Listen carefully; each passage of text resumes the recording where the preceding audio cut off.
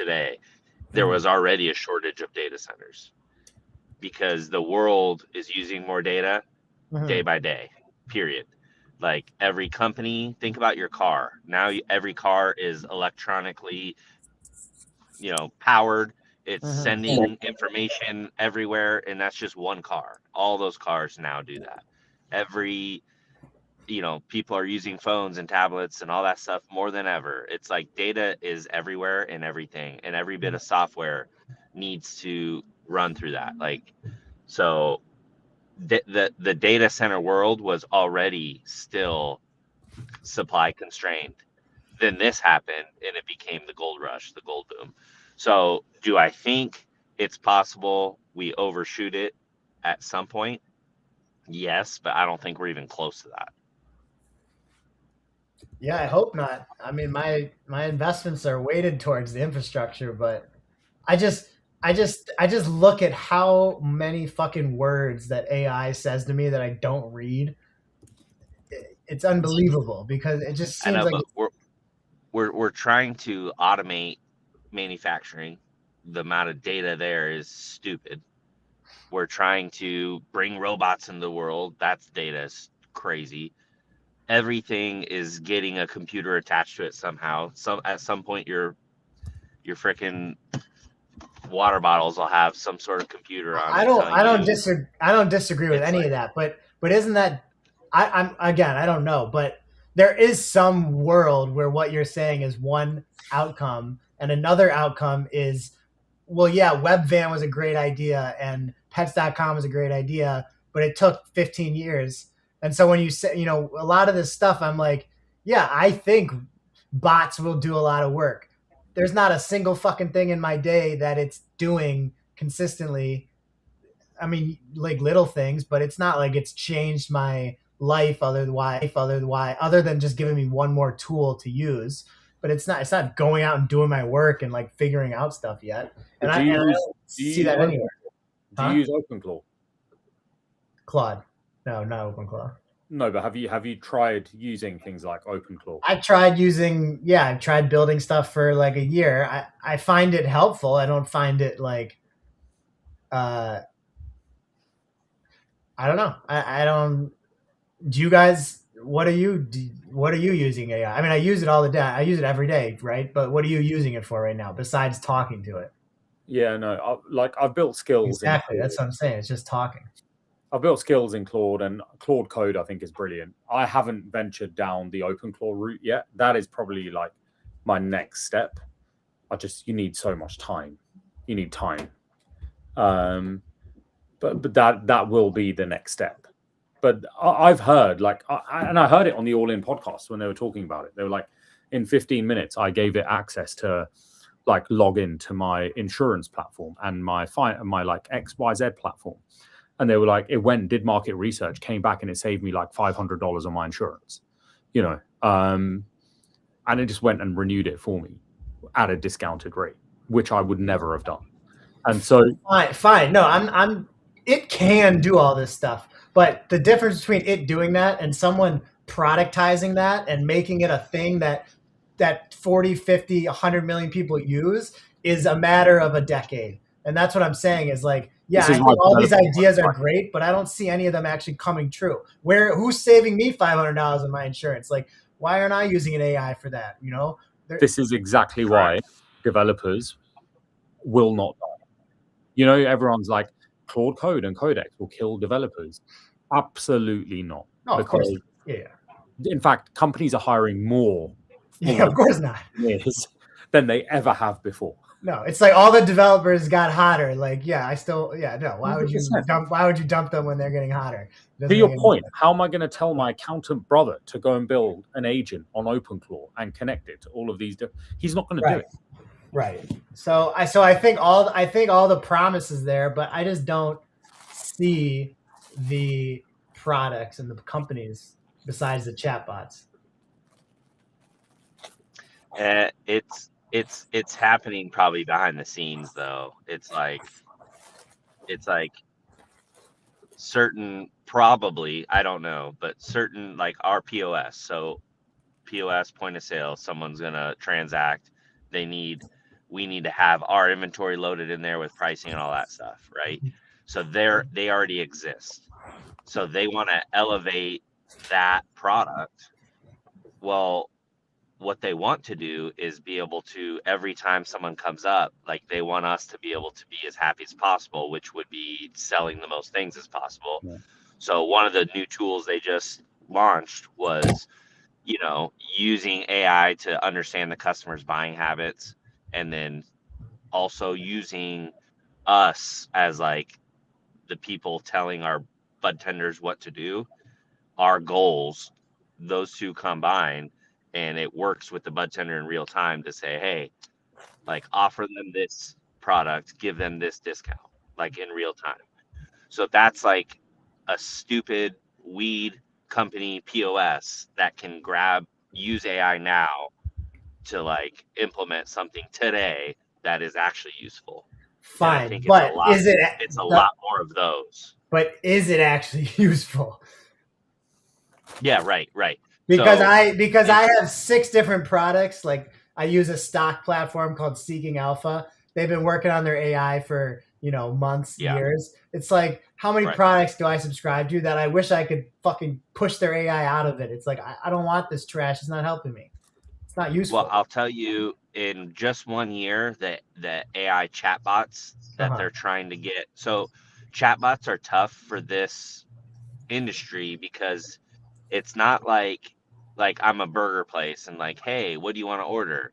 I want a burger, no pickles. Like the amount of options. And is very SoundHound limited. AI is great for that. Yeah, exactly. That's taking off. Because like someone's like, oh, I want weed. It's like, okay, like, well, how much THC is in this one? And like the AI, the chatbot has to be able to like see the data and accurately tell them that. And in a 1 year, that's gotten way better. So is it useful? TBD. But are you They just released training? it. Are you training the AI on your product data so it knows the levels of THC and all that stuff? They should be. That's what they claim. Right. They claim. Right. So again, wait. And so you think it's working, or you don't think it's working? I think when I've seen a year ago till today, it's 10 times better, like way better. So today, I wouldn't say it's perfect at all. In fact, they want us to do a voice call one. Hey, if someone calls, we can take it over with AI voice and blah, blah, blah. And I'm like, I don't know. I think we're going to piss more people off than not. But Chase, this is what I'm saying. Are we overbuilding data center stuff? Because this stuff it's not productized yet. Yes, but listen, that voice thing, I just ordered like 6 months ago, whatever. I ordered from a place right next to us from an AI automated person. So and it was phenomenal. It was really good. Let me jump in on that specific piece. I've got my camera off because I'm eating my lunch. But basically, so that is a mass. I'm not sure I'm allowed to say this. Is this going anywhere? I don't know. It's recording. We don't need to have it go anywhere. You choose. What are you going to say? I mean, so at Monday, we've released 2 internal agents. So Monday's the largest part of our business was performance marketing. We'd spend hundreds of millions of dollars a year on performance marketing, and that would drive leads through. And so sales reps would rely on leads that come into their sales force every single day, new leads that come in for a specific product or whatever, based on their region and segment and so on. The process would be that the salesperson then calls those leads, and we have an SLA in place where that salesperson should call them within 24 hours because that's when they're hot. And it would be generated off of a 2-week trial that someone has downloaded. Now, we launched in January an agent that basically calls those leads. So voice calls those leads. It tells you, hey, you are talking to a Monday AI agent. What we're going to do is first, we're going to qualify. It's going to qualify that lead.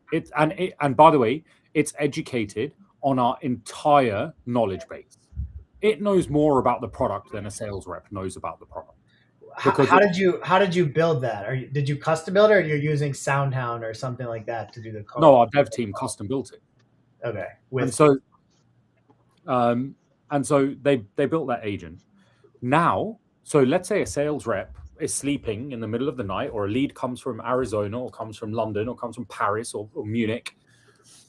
This agent will call that lead within 30 seconds of that person opening a trial now. And now every single one of our inbound leads globally is qualified by an AI agent. Immediately on the phone. Immediately. And what I mean, is it noticeably better? I mean, that sounds like it would work. Mate, there's no miss. There's nothing that slips through cracks. Right.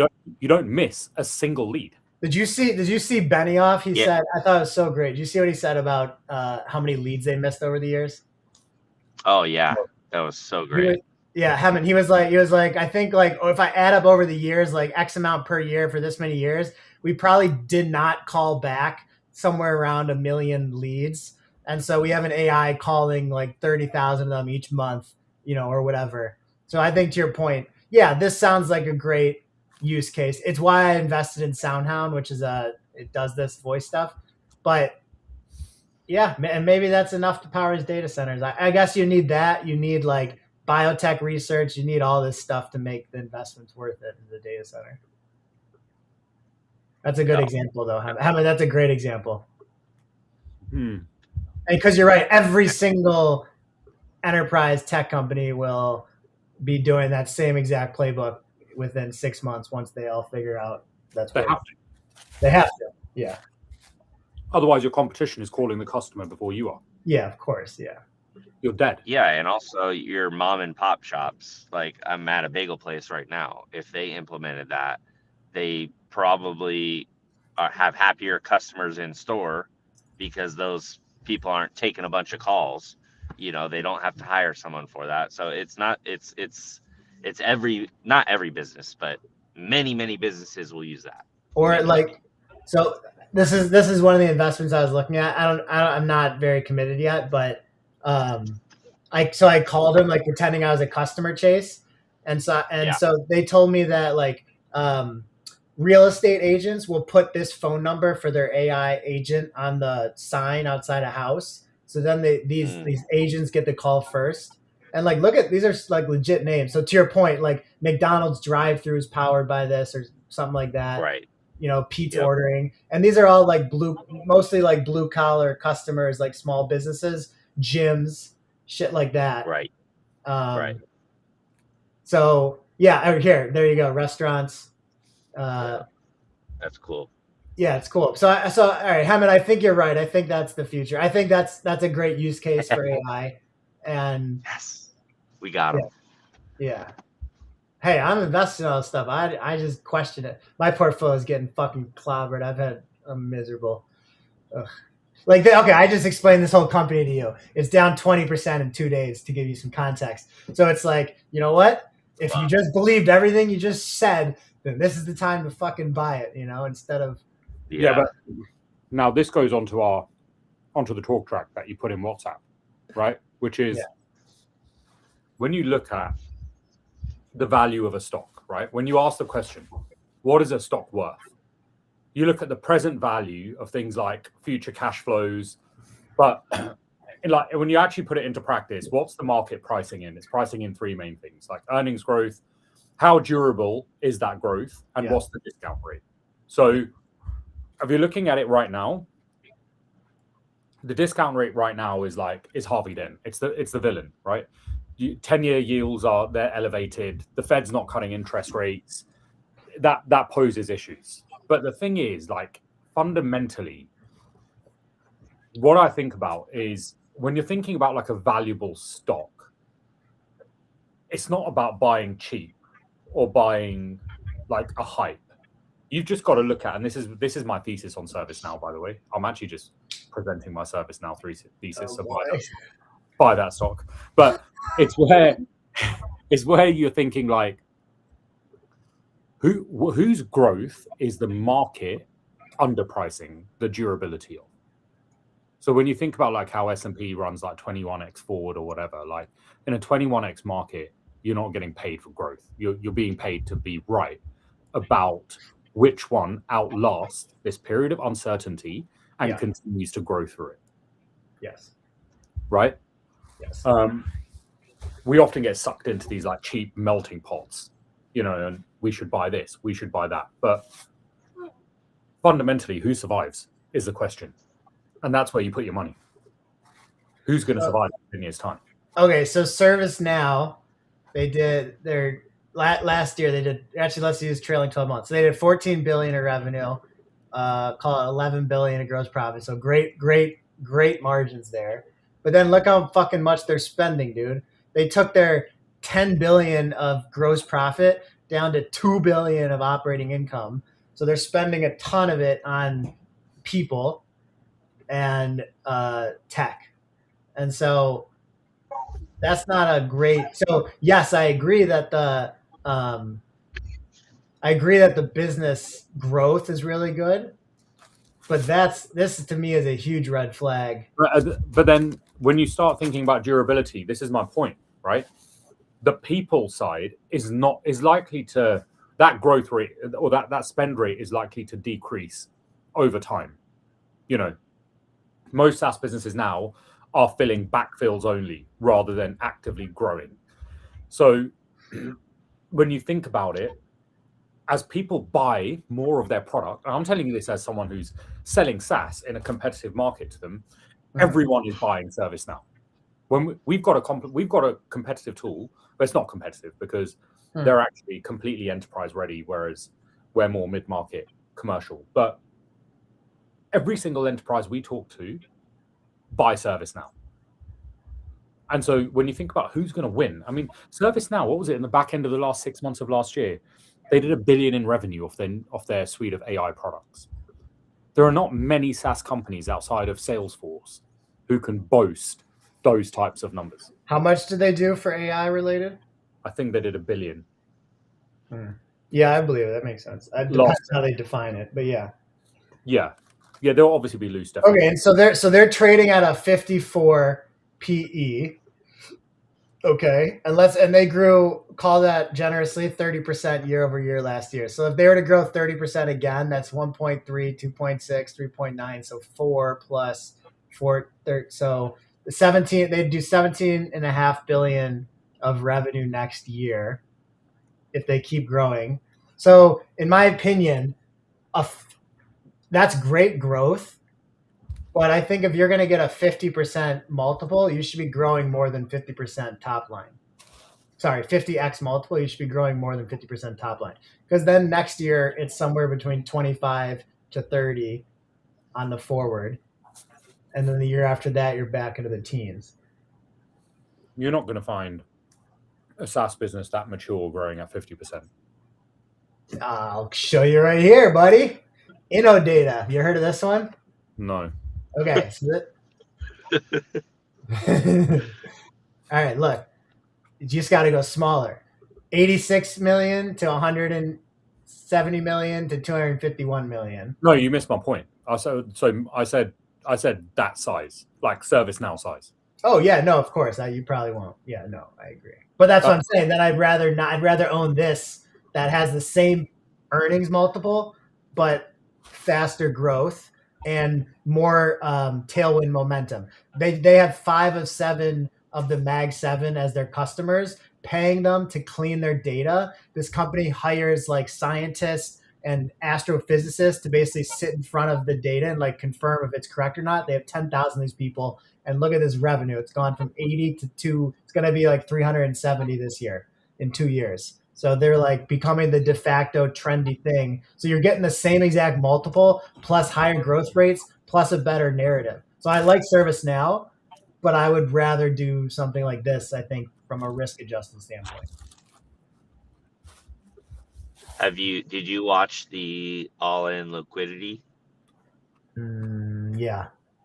I bought Howard Hughes. Howard Hughes. Okay. And Talent Energy. Yeah. Talent, yep, that's a good one. They're both interesting. I agree. Yeah. Talent. Did you watch? Go ahead. Just sorry. When that pitch happened on All In, Talent was at 360, and then it was at 440 a few days ago. So that I think everyone had the same idea after watching that. Yeah, they did. the same thing's gonna happen in GameStop. Did you watch that interview yet? Yep, bought that too, dude. I loved what like I it. heard out of him. And wait, I Me looked at too. the numbers. He has first off, he completely made that a successful company. He has 700 million of free cash flow every year, growing probably 15-20%, that he can do whatever he wants. That guy has all the platform in the world and now 700 million of free cash flow and a clear like desire and vision to go take eBay out. I am totally behind that guy. I think he'll do it. Yeah. So what are we buying? GameStop. I mean, it sounds nuts. Chase, I think you froze. Chase, you froze. Is he even in the room? I can't see his icon. Oh, really? Maybe he left. Man, another down day, Hammett. These markets. So okay, so want me to explain to you what I think's happening right now, which I could be totally wrong on, but it's helping me feel a little better at least. Okay, so oh, Chase, you're back. Hey, I'm back. what did you want to say? Something? We lost you. Nope. But I'm excited for what he said about eBay. I think he's gonna kill that. Yeah, I think so too. All right, last thing, then we'll hop off. I thought this was interesting. So someone was saying at the end of each quarter, because index funds are such a massive part of the market, at the end of each quarter, which is this week up until next Wednesday, which is July 1st, if you're like, let's say you're a fund that bought NVIDIA 2.5 months ago, and now it's grown 20%. So you're 20% overweight NVIDIA. You have to sell NVIDIA, and then you probably underweight bonds. So you have to go buy bonds, which drives up the price of bonds, which drives down rates. And so all this like market pullback the last few days has like had really no news like that's causing it to. It just feels like it's turbulence. And so I think I hope this is what's happening. But I think what's happening is semiconductors got so overweight in all of these equal weight funds and indexes out there that they have to now basically sell the profits on all these things that ran up massively the last few months in order to rebalance. And then if you look at the 10-year, the 10-year has gone down the last few days, which would mean that more people are buying it. So I'm hoping what's actually happening right now, and this will all change come next Wednesday on the 1st, is that basically people are just rebalancing to bonds away from high risk equities. And then as soon as the new quarter starts, everyone's right fucking back in come Wednesday. So I've been buying the dip on semis, but it's getting very fucking nerve wracking right now, and I'm sick to my stomach. So can I ask a curveball question then on that? Yeah. Do you think, and this is like borderline conspiracy theorist, not fact based, but do we think the Perfect. Yeah, those are the best investment thesis.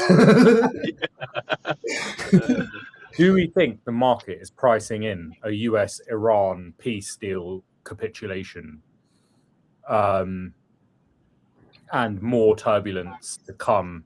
What does that mean? Define. Well, let's think about it this way. They've signed a outlined agreement for a peace deal, right?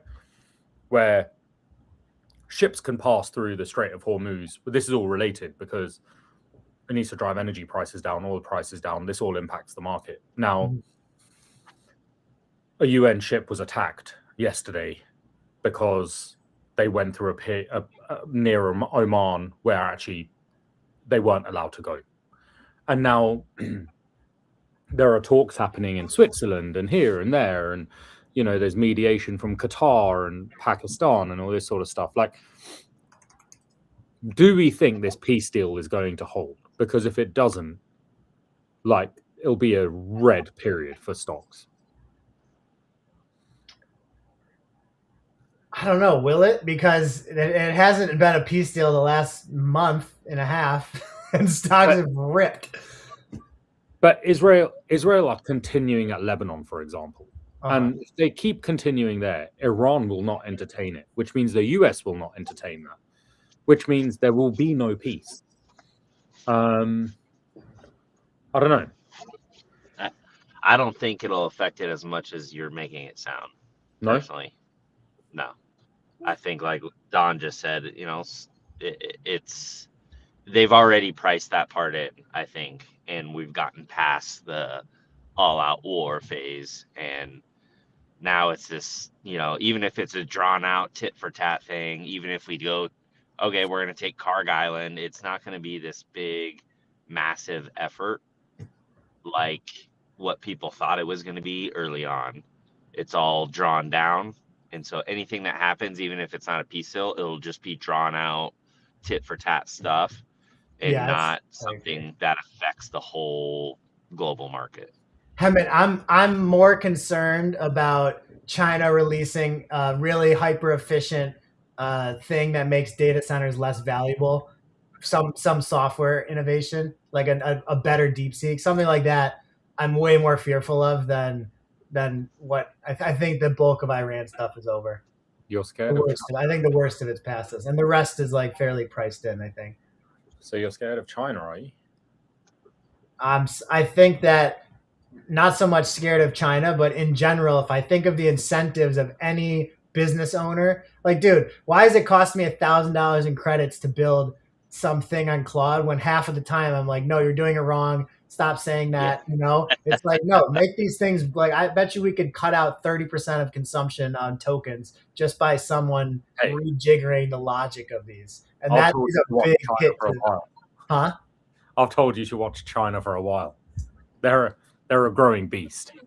I'm less scared of China and more scared about the US's bullshit reactions. Like, we're talking too much about stupid stuff. Like, our researchers aren't talking about research; they're talking about gay pride. Like what are we doing? Like, that, none of that matters. Why are we even talking about this? It's so true. So, like, so true. It's like, that's where my fear is like, we still, I feel like, can be the biggest dogs and be the smartest and the most innovative and all of that stuff. But we're just like squirrel, and our just focus is not there at all. Whereas you've got a country with 1 billion pretty well educated people that are just building, that have every day one mission. Yeah, they're just building. I guess another question before we leave: Anthropic IPO. Mm-hmm. What are this is conspiracy theorist as well, but what are your thoughts? So Trump has banned any non-US national from using Fable 5, basically Mythos, right? Now, really? Do you not know about this? You can't use it? Do you not know about it? Fuck, mate. I know the story, but I didn't know that no one's allowed to use it. I used it for 3 days, and it was absolutely phenomenal. And then Trump, he basically said to Anthropic, you need to ban the use of Fable 5 for anyone outside of the US. Now, what does that do? That gives every company in the US an unfair advantage. It shuts off Anthropic's growth in terms of, like, in certain regions. So look at JP Morgan and Goldman Sachs in Hong Kong have now banned the use of Claude completely because of that.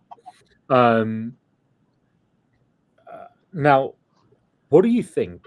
I think he's going to get his friends into the pre-IPO, and then he'll release to the rest of the world, like a day before IPO date, that Fable 5 is now open to the rest of the world, and that IPO is going to go boom. I'm sure that's what's happening. Yeah, of course. Okay, next topic. Of course. Wait, did you see this though? OpenAI I don't subscribe, so you're gonna have to read past it. But OpenAI leans toward waiting until next year for IPO. That came out 10 hours ago. And they noted their stated fact, which this might just be Altman putting salt in Elon, but he said, well, the SpaceX IPO performed so bad, we might wait a year. So that might just be fake, like he just wanted to throw a shot. Yeah, I don't know if I buy that they're delaying it. I've only ever made money from stocks because of Elon. So really? All right, I gotta go figure out how to make money from stocks. So can you find a way for us to get into the Anthropic pre-IPO? Yeah, I got a SPV of an SPV of a cousin's best friend's SPV you can put some money into. Yeah. It'll definitely work out. You'll definitely get into the real company. You got a Jewish friend that'll get you in. Come on. Yeah. I'll go 5 removed. You know what?